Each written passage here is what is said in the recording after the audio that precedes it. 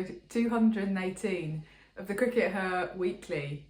There's been lots of cricket going on this week. We've been up and down the country. We're a bit tired, but let's get into the biggest news of the week, first of all, Sid, which is the latest in the Tier 1 ECB saga, as I think that we can probably call it now, because it's had various different episodes as the weeks and months have gone on. So the latest is that Yorkshire are going to get their desire. They are going to be added to Tier 1 a year earlier than had originally been planned. So they will be added in 2026. Glamorgan's still to be added in 2027, and obviously the first season of Tier 1 is going to be 2025. So the ECB have said, okay, fine, you can stump up the funding for the first year as you've offered, but you will still be in Tier 2. But then as of 2026, we will give you that extra 1.5 million that all of the Tier 1 counties are getting. And so you will be in Tier 1 from then. We were quite surprised when we heard this, weren't we, Sid? Yeah, I think we've wound up well. I mean, the ECB have moved the goalposts again. I don't understand how they think that ultimately this benefits anybody, to just like mess everybody around like this. In particular, Durham. I mean, Durham are the most obvious victims because it makes it even harder for Durham to kind of put together a team. Durham clearly went into this entire process thinking that they would inherit the Yorkshire Diamonds setup and team.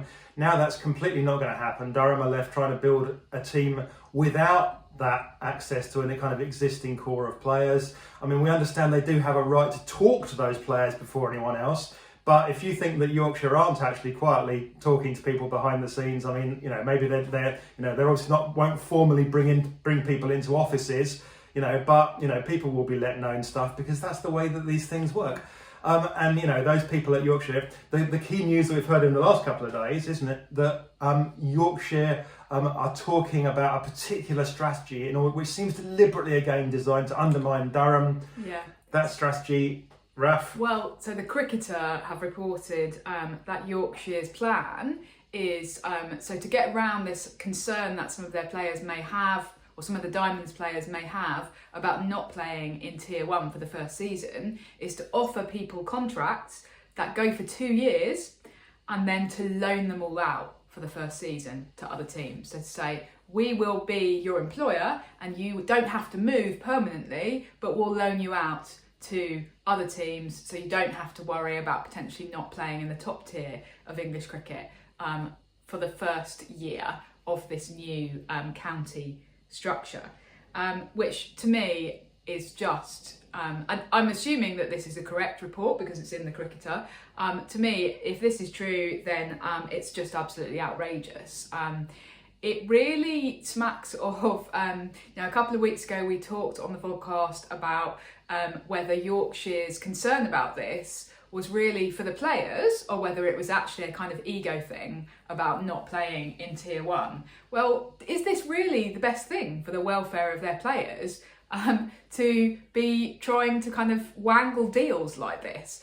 I don't know that Yorkshire can possibly promise, if the loan system continues to work in the way that it does at the moment, I don't know that Yorkshire can possibly promise any of their players, if you sign a contract on the dotted line with us, we'll guarantee that you get some Tier 1 cricket next season. No, absolutely. I mean, if the other 8 regional sides, if the 8 regional sides in 2025 have any sense, they'll gang together and go, no, we're not taking any players from Yorkshire. That's what they should do. We won't take any loan players from Yorkshire, and they should announce that publicly so that all the Yorkshire players know. Of course, it's a classic prisoner's dilemma, isn't it? Because if the 8 stay together and don't refuse to take any of those loan players, then some of those players are going to go, well, in that case, I better move permanently, and everyone will benefit from that. Yeah. Of course, if somebody folds, if say Notts were to go, yeah, okay, we'll take Lauren Winfield Hill, Holly Armitage, and Katie Levitt for a year on loan,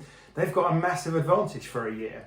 On the other hand, do they really want to do that, knowing what that will do to the other players? Because of course, if you take Lauren Winfield Hill, if you're not to take Lauren Winfield Hill on loan, what are you saying to Marie Kelly, for example? You're going to go, well, yeah, Marie Kelly, we'll loan you out somewhere else. So we'll loan you to Birmingham for a year. Birmingham then have to say to Abbey Freeborn, oh, we'll loan you to Western Storm for a year. Western Storm, and we got, merry-go-rounds are fun, but only if you're 7. Also for the players themselves, for those Yorkshire players who are potentially kind of arriving at newly formed teams and being the lone player, then that's going to be quite an awkward, difficult environment for them. So I don't think that that's necessarily the best for any of the players.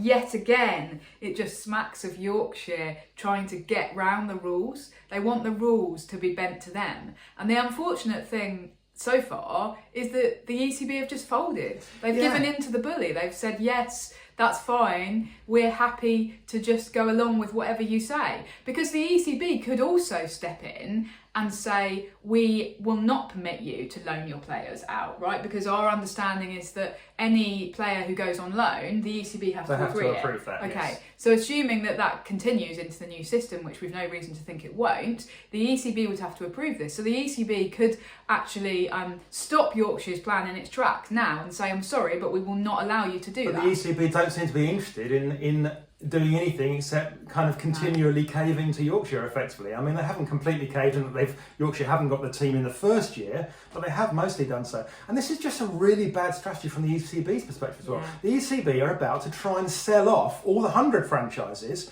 to overseas business entities.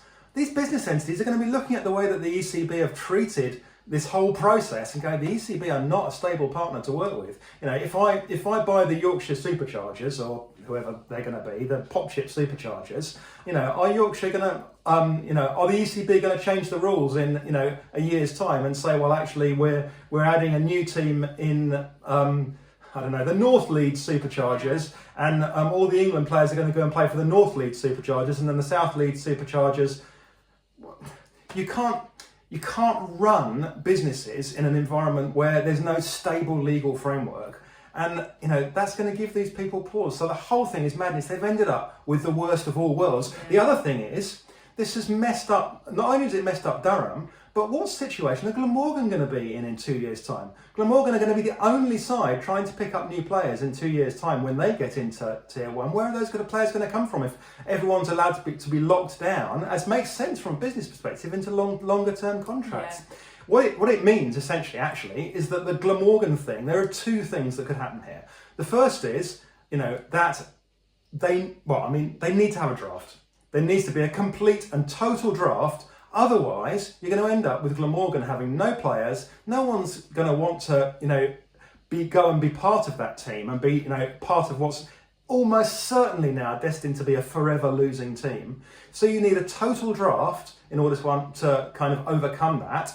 And it has to be a draft with no exceptions to. No ability for players to be retained. We'll retain our best player. Because if everyone's allowed to retain their best player, then the 9 best players in the country are all off limits for Glamorgan. That's not fair or right either. So they've painted themselves into a corner where they have to have a draft, or the alternative is that Glamorgan will forever be the last place side, and they'll never be able to put together a winning proposition. Yeah, this is it, because originally the plan was to have 8 teams all coming in at the same time, okay? And at which point everyone gets to negotiate with every player on the open market, pretty much. Okay? But the ECB have changed the goalpost, so that's no longer possible. So what you're saying is, with this changed goalpost, very imperfect situation, the only way to prevent Glamorgan being the perennial losers is to actually rejig things from a player perspective totally in 2027 and say, okay, at this point we're having a draft again. Yeah. And the ECB actually know they've got to do this because they discovered they had to do it to stop the Welsh Fire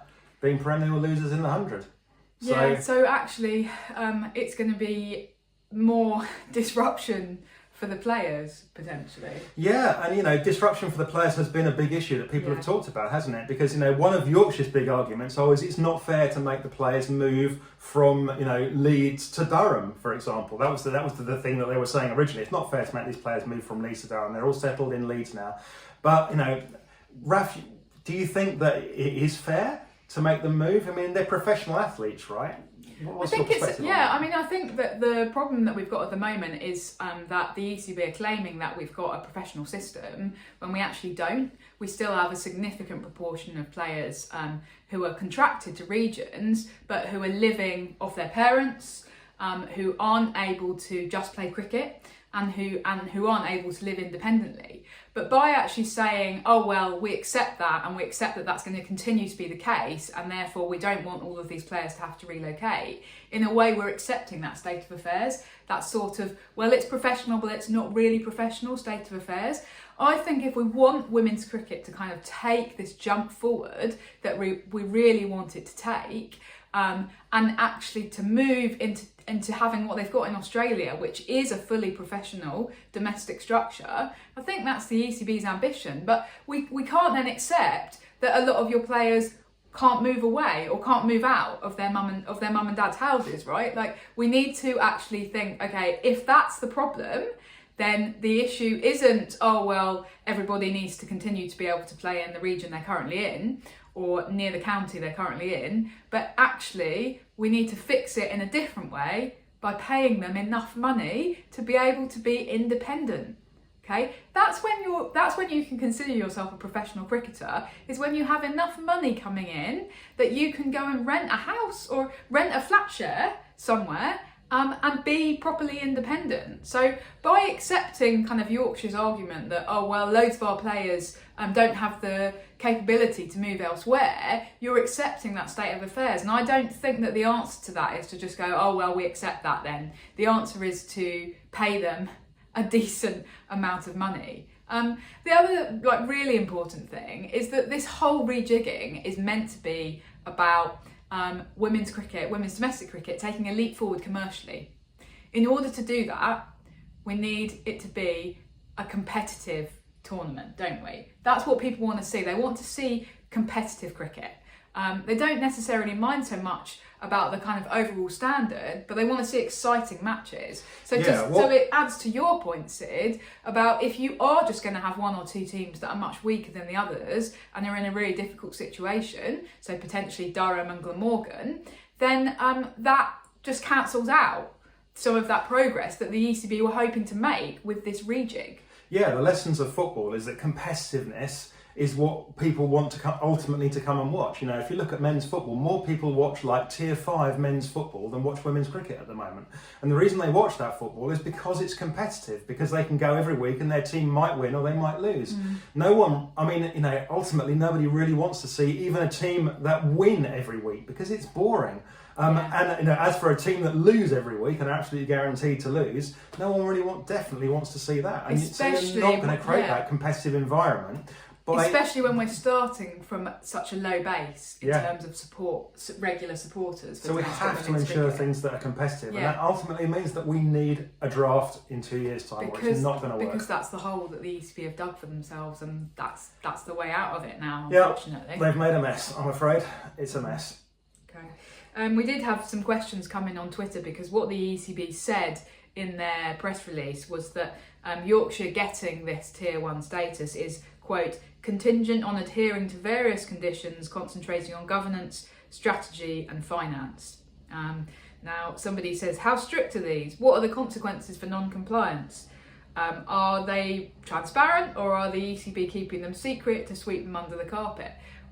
We don't really know. We don't know what those conditions are. The ECB have said they exist, but obviously if we don't know what they are, then we don't know whether Yorkshire have no ability to hold anyone to that. No. And all the evidence suggests that the ECB will bend to Yorkshire's will, so that if Yorkshire somehow missed a condition, then they'd be like, well, we didn't really mean to miss that condition, so please. Oh, that's fine, Mr. Graves, here's a handshake for you. Exactly that. And I mean, you know, Colin Graves at the moment coming in to take over the club again, saying that it's going to definitely be a members club, and is now trying to reverse ferret on that.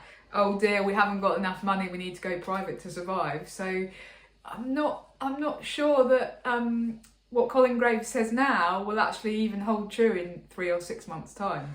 Well, yeah, I mean, if you're a player in the Yorkshire situation, you need to be, you know, I mean, certain people are not your friend, right? Remind me again what the name of the business was that Colin Graves built up, Raf? cost cutter, I believe. Cost cutter. Anyway, we need Phoebe Waller-Bridges in here to do a meaningful look to camera. We did have quite a few people who who afford her.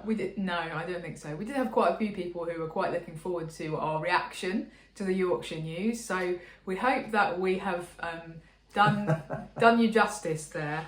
We were actually in Yorkshire last weekend, Sid. They let us into Headingley. Can you believe? I'm surprised that we weren't stopped at the gates and prevented from entering, but no.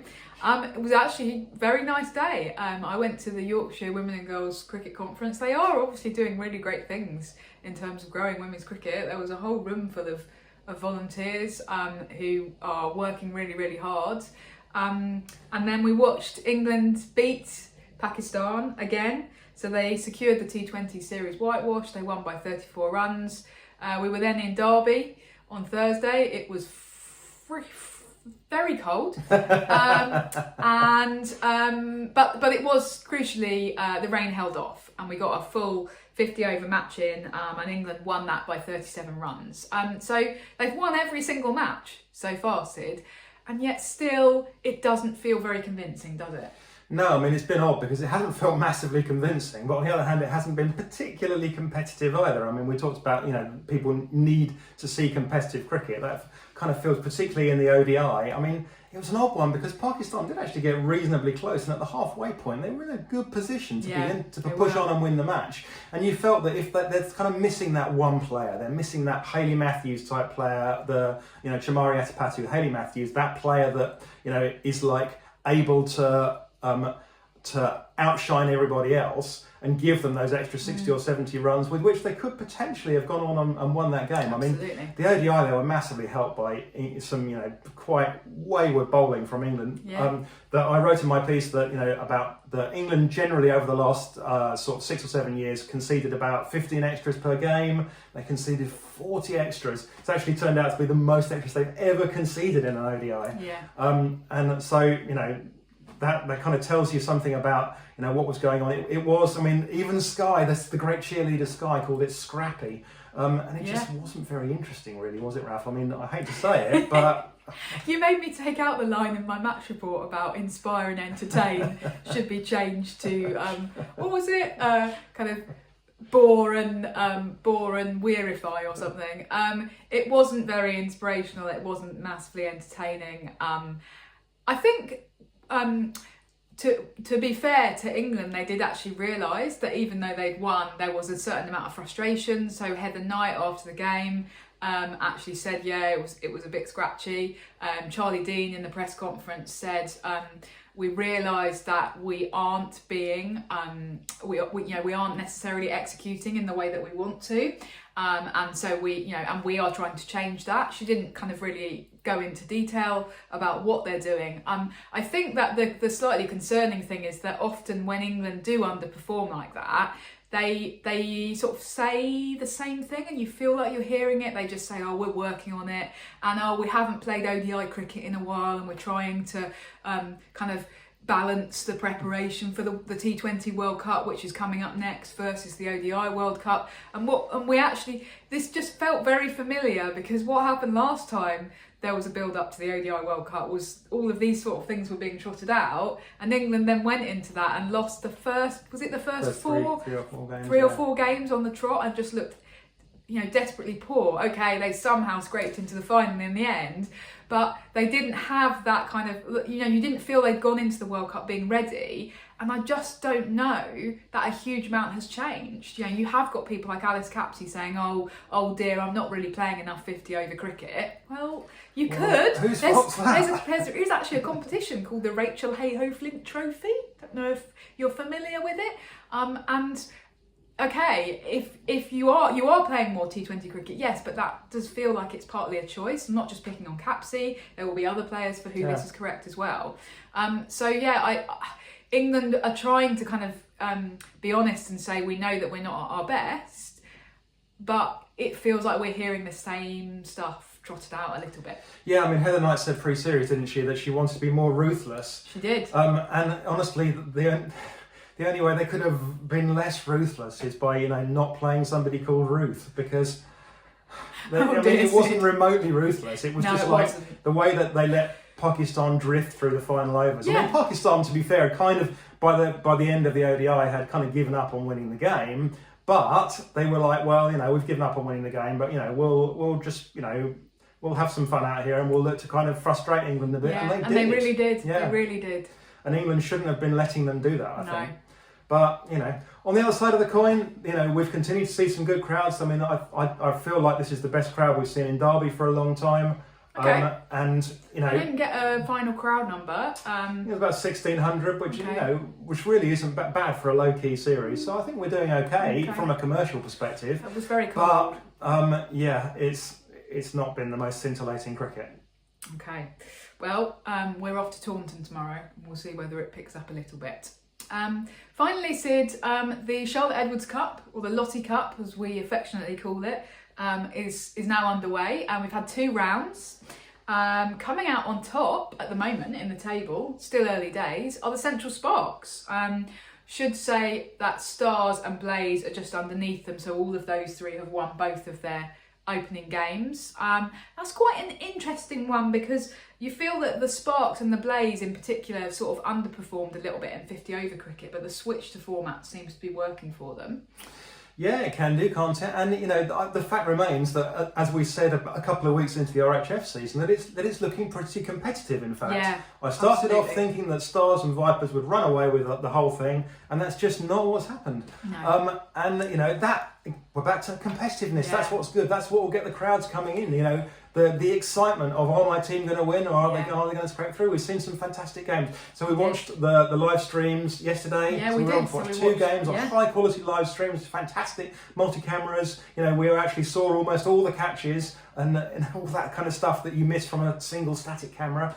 And Paige Schofield played an incredible innings. To kind of get that really won the game for the Stars. Yeah, so that was against the Thunder, then we watched the Vipers beat the Sunrisers, so you were happy, Sid. Yeah, I was, but that was also a competitive game. The Sunrisers didn't, wind up getting bowled out for 80 or whatever. No. They gave it a good shot. I mean, they finished 20 odd runs short. I mean, that's in some ways a significant margin in T20 cricket. But the positive is that that they gave it a decent shot. And again, at the halfway stage, they definitely could have gone on and won that game.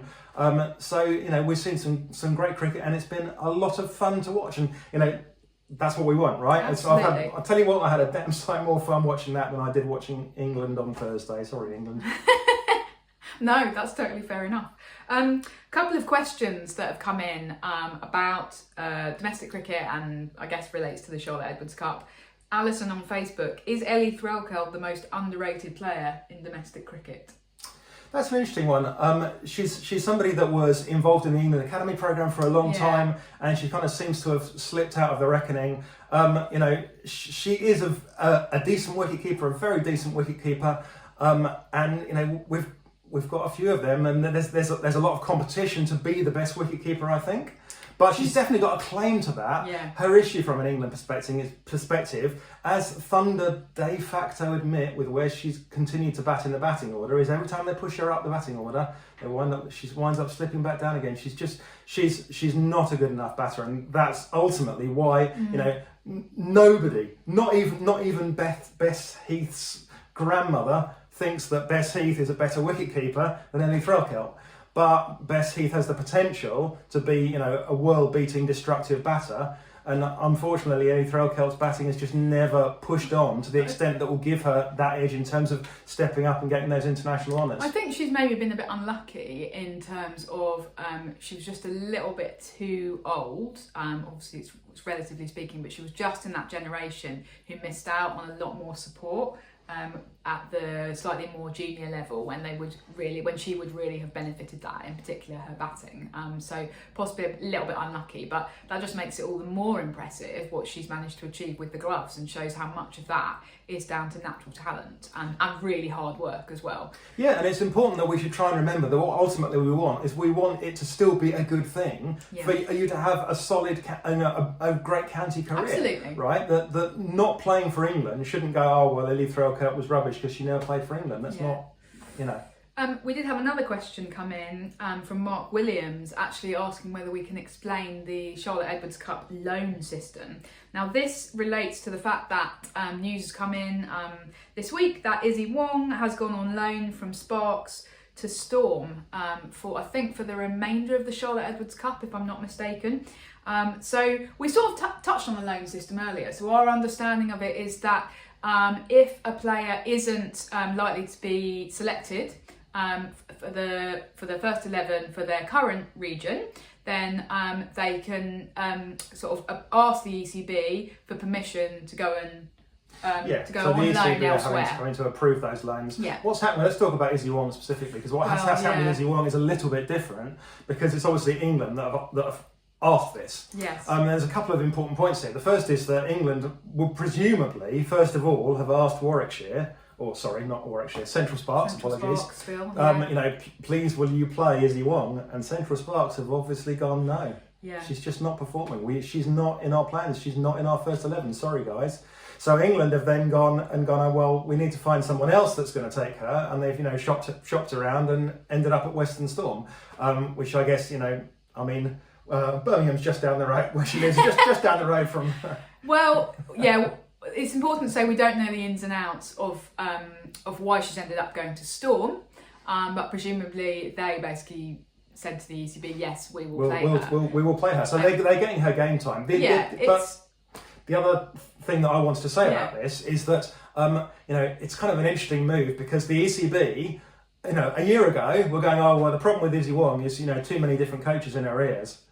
What are they doing now? Now the ECB are going, let's send her from here to work with a different set of coaches. Yeah. Yes. No, you're absolutely right. I mean, I just feel that somebody needs to take responsibility for what's gone wrong with Issy Wong, because 2 or 3 years ago she was a really exciting prospect. As a young quick bowler coming through the system. I mean, I remember everyone on the finals day for the Kia Super League. I don't think that she played the match for Vipers, if I'm remembering correctly, because I think she went on air to talk about Rubik's Cubes. But there was this huge amount of excitement about her as a developing player. I think she would only have been like 17 then. And subsequently, England have taken her, and it's all gone wrong. And nobody's prepared to say, oh, we did this badly. Heather Knight just kind of last year just went, oh, well, it's because she's getting all of this other coaching from elsewhere, that things aren't going right for her. But basically what's happened is that the English system somehow within like 4 years has risen her to the top and then spat her out, and now she's not even in the starting 11 for her domestic team. Something's gone really badly wrong. I don't know what it is, but I feel quite sad for her actually, and I feel a little bit cross that we've taken her and like kind of chewed her up and spat her out and made her worse when she was such an exciting prospect. So I find it all a bit upsetting, to be honest. It shows that something in the system is not working for exciting young talent somewhere, I think. Anyway. Let's wrap up there, Sid. We hope you continue to enjoy England v Pakistan. Let's hope for some perhaps more exciting couple of matches to wrap up the series, and some more brilliant action in the Charlotte Edwards Cup. Bye for now. Bye.